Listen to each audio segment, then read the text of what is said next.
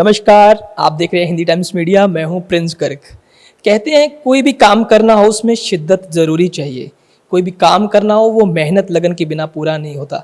लेकिन कुछ हमारे भारत में एग्ज़ाम ऐसे हैं जिसमें शिद्दत मेहनत लगन से भी ज़्यादा बहुत कुछ होता है। कहते हैं पूरी ज़िंदगी दांव पर लगानी पड़ती है। जी हाँ, मैं बात कर रहा हूँ यूपीएससी का एग्ज़ाम की। आज हमारे साथ एक शख्सियत मौजूद है जिन्होंने वह एग्ज़ाम क्रैक किया है। अक्सर काफ़ी लोगों का सवाल होता है कि उसके बारे में जानें, किस तरह से तैयारी की है, क्या क्या चैलेंजेस रहे हैं, क्या बातें रही हैं। तो ज़्यादा टाइम ना लगाते हुए आज हम बात करते हैं। हमारे साथ मौजूद है सुमेर सिंह जी। बहुत बहुत स्वागत है आपका सुमेर जी। धन्यवाद। कैसे हैं? बहुत अच्छा हूँ। अच्छा, सबसे पहले तो ये बताइए, आपने यूपीएससी का एग्ज़ाम क्रैक किया, कौन सा रैंक आया? मेरा 284 रैंक आया है यूपीएससी 2022 एग्ज़ाम में। अच्छा, हाँ जी। तो आज फाइनली कैसा फील हो रहा है? कहते हैं पूरी मेहनत सफल हुई। बहुत अच्छा लग रहा है। बहुत अच्छा लग रहा है जी, बयान करना मुश्किल हो रहा है। अच्छा, आपका जो सफ़र था ये यूपीएससी का कब से स्टार्ट हुआ था? ये सफ़र मैंने कॉलेज दौरान किया था। पंजाब इंजीनियरिंग कॉलेज से जब मैं मटेरियल साइंस में ग्रेजुएशन कर रहा था, उस टाइम पे मैंने ये डिसाइड किया था कि सिविल सर्विसेज परीक्षा दूंगा और तब मैंने तैयारी स्टार्ट कर दी थी। अच्छा, आपका ये फर्स्ट अटेम्प्ट है या कौन सा अटेम्प्ट है? ये मेरा दूसरा अटैम्प्ट है। फर्स्ट अटैम्प्ट में मेरा प्रीलिम्स नहीं हुआ था, अब ये दूसरा अटैम्प्ट था जिसमें मेरा 284 रैंक आया है। आपने ऑप्शनल कौन सा रखा था अपना? मेरा ऑप्शनल था political science and international relations.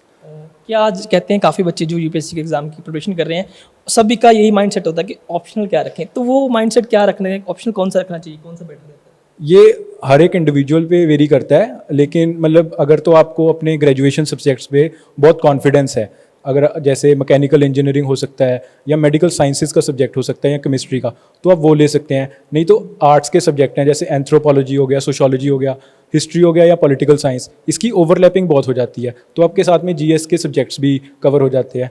तो आप एक तो पिछले 4-5 साल के जो प्रीवियस ईयर क्वेश्चंस हैं उनके थ्रू गो थ्रू हो जाइए, जिसमें आपका इंटरेस्ट बनता है वो ऑप्शनल ले लीजिए, क्योंकि ऑप्शनल बहुत इंपॉर्टेंट है। 1750 में से 500 नंबर ऑप्शनल कवर करने हैं, और ऑप्शनल के साथ साथ आपकी एसए की भी तैयारी हो जाती है और एथिक्स हो गया, और एक जीएस का पेपर भी उसके साथ तैयार हो जाता है। तो इसमें ऑप्शनल का बहुत महत्वपूर्ण रोल है। पेशेंस से आराम से डिसीजन लीजिए, कोई जल्दबाजी करने की ज़रूरत नहीं है इसमें। जैसे सुमेर जी, ये बात कहते हैं बहुत ज़रूरी है। जब जैसे आपने सेकंड अटैम्प्ट था आपका, है ना, फर्स्ट अटैम्प्ट आपका क्लियर नहीं हो पाया, तो मोस्टली लोग सोचते हैं गिव अप करने की, छोड़ देने की। उस समय आपका क्या माइंडसेट था? गिव अप करने का आया था ख्याल मन में? नहीं, किसी कारण ही सरकार ने 6 अटैम्प्ट दिए हैं, तो ये तो नॉर्मल है कि अगर आपका फर्स्ट अटैम्प्ट में नहीं हुआ तो आप दोबारा ट्राई कर लीजिए। ये कोई सिंपल सी चीज़ नहीं है, कोई दही का जाग थोड़ी जमाना है कि सुबह की और शाम तक हो जाएगा। पार्ट ऑफ द प्रोसेस है। अगर हम मोस्ट ऑफ द सिलेक्शंस की भी बात करें, जो लोग लगे रहते हैं, मेहनत करते रहते हैं, उनको ही फल मिलता है। ये तो बहुत रेयर होता है कि आप पहली अटैम्प्ट में हर चीज़ में सफल हो जाओ। तो बस आगे आप कर्म करते रहो और फल की इच्छा ना करो, जैसे भगवद गीता में भी कहा है, और वैसे आप पेपर की तैयारी कीजिए। नहीं, ये यात्रा कुछ ऐसी है, चलते रहना चाहिए, चलते रहना चाहिए। मालूम नहीं कब मंजिल पहुंचेंगे, ये किसी को पता नहीं था, लेकिन ये बात पक्की है, चलते रहना चाहिए। तो ये चीज़ जब कोई फर्स्ट टाइम पे नहीं होता, क्लियर नहीं हो पाता, तो आगे उसके सामने देखो अंधेरा ही होता है, पता नहीं आगे बन पाएगा, कुछ नहीं बन पाएगा। लेकिन उस पॉइंट ऑफ व्यू को लेके क्या लोग सोचें? देखिए, जैसे हम वातावरण में सस्टेनेबल डेवलपमेंट की बात करते हैं, तो जो हमारा शेड्यूल होगा वो भी सस्टेनेबल होना चाहिए। मैं ये नहीं कहता आपको 15-16 घंटे पढ़ना चाहिए। अगर आप 15-16 घंटे पढ़ोगे तो एक दिन पढ़ लोगे, 2 दिन पढ़ लोगे, उसके बाद बर्नआउट हो जाता है। तो रोज़ 7-8 घंटे हमने लगातार पढ़ना है। कभी वो 2 घंटे कम भी हो सकता है, किसी दिन मैं 6 घंटे पढ़ लूँगा, किसी दिन 2 घंटे जाके 10 घंटे भी पढ़ सकता हूँ, लेकिन रोज़ 7-8 घंटे लगाने, वो कंसिस्टेंसी चाहिए। और अगर आप 1 साल के लिए वो कंसिस्टेंसी ले आओगे, आपका पेपर क्लियर हो जाएगा। साथ में अगर आप ये चाहते हो कि थोड़ा सा आगे जैसे धुंधला दिखाई दे रहा है, तो अपना प्लान कर लीजिए कि आपने कौन सा सब्जेक्ट कब करना है। इस हफ्ते मैंने ये सब्जेक्ट कवर करना है, इस हफ्ते मैंने इसकी आंसर राइटिंग करनी है। तो उससे आपकी पारदर्शिता बनी रहती है और आप चलते रहते हो आगे।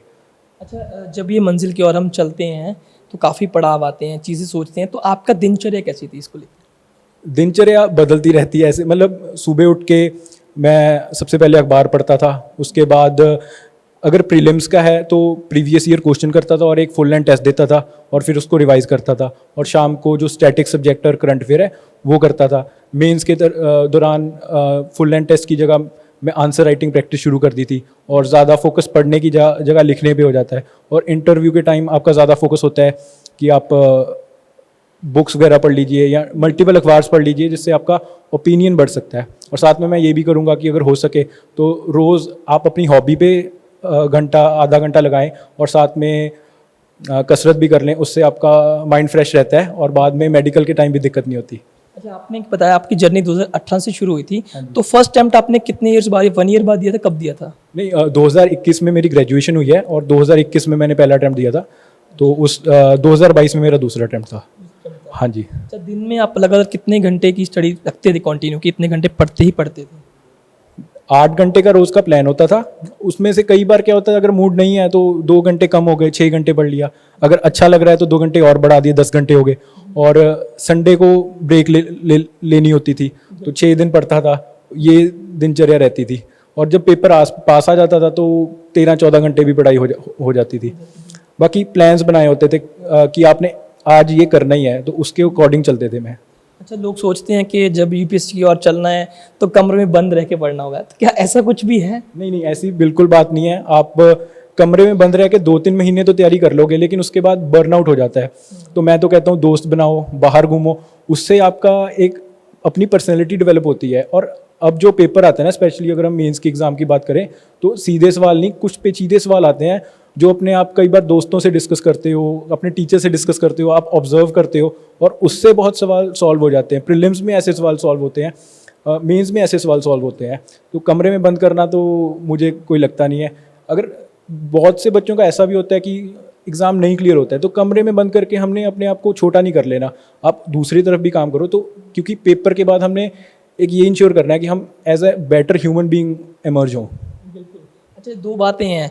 कोई कहता है कि प्रीलिम्स से ज़्यादा डिफिकल्ट मेंस है, कोई कहता है प्रीलिम्स को बच्चा ना समझें, मेंस को कर लेंगे, प्रीलिम्स को जो लोग हल्के में ले लेते हैं वो प्रीलिम्स ही रह जाता है। आप इन दोनों में कैसे देखते हैं कि कौन सा ज़्यादा बड़ा है या कौन सा दोनों पैरेलल है, कैसे? देखिए, ये तो पर्सनल ओपिनियन है, लेकिन अगर आप मेरी बात करें तो मुझे प्रीलिम्स ज़्यादा डाइसी लगता है।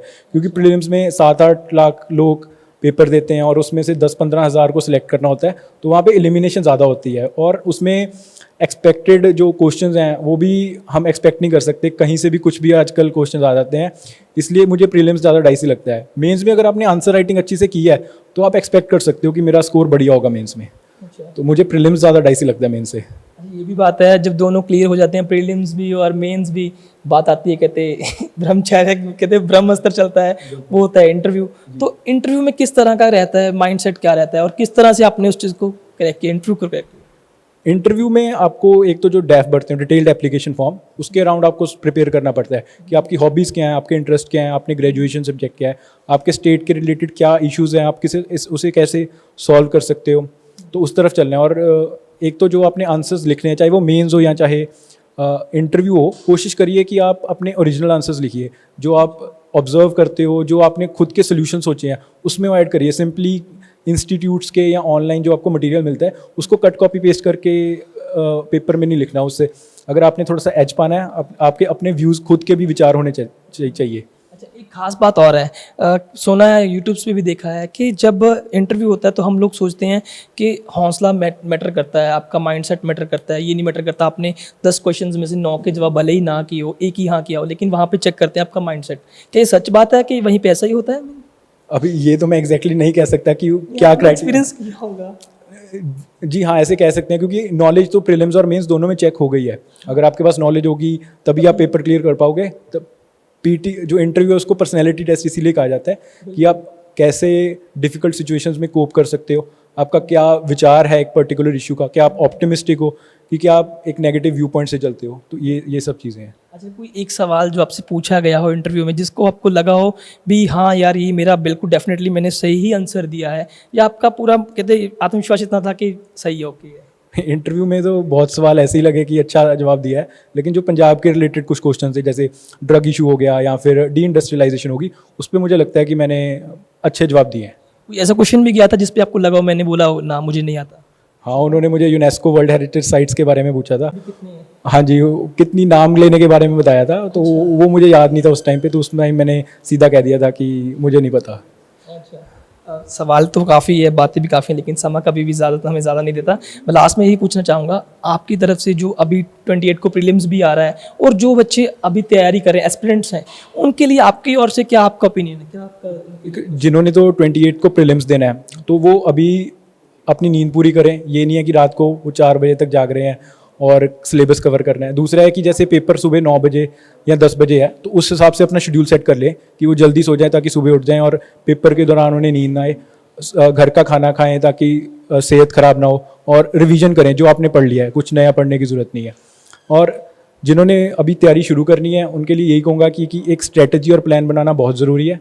उससे क्या होता है कि आपके एफर्ट्स कम हो जाते हैं और आपकी एफिशिएंसी बढ़ जाती है। और अखबार पढ़ते रहना, अब बहुत आपको ऑनलाइन मिलेंगे कि हम समरी दे देते हैं अखबार की, या यूट्यूब पे वीडियोस आ जाती हैं, तो उसे अवॉइड करें और ख़ुद अखबार पढ़ने और ख़ुद एनालाइज करने की कोशिश करें। वो मेंस में और इंटरव्यू में उसकी बहुत हेल्प मिलती है। बहुत बहुत धन्यवाद, शुक्रिया। कहते हैं मेहनत रंग लाती है, तो उसका सबूत हमारे साथ बैठे हैं सुमेर सिंह जी, जिन्होंने उनकी मेहनत सदका आज उन्होंने यूपीएससी क्रैक किया है। तो बने रहिए हिंदी टाइम्स मीडिया के साथ, तब तक के लिए हमें दीजिए इजाज़त। धन्यवाद।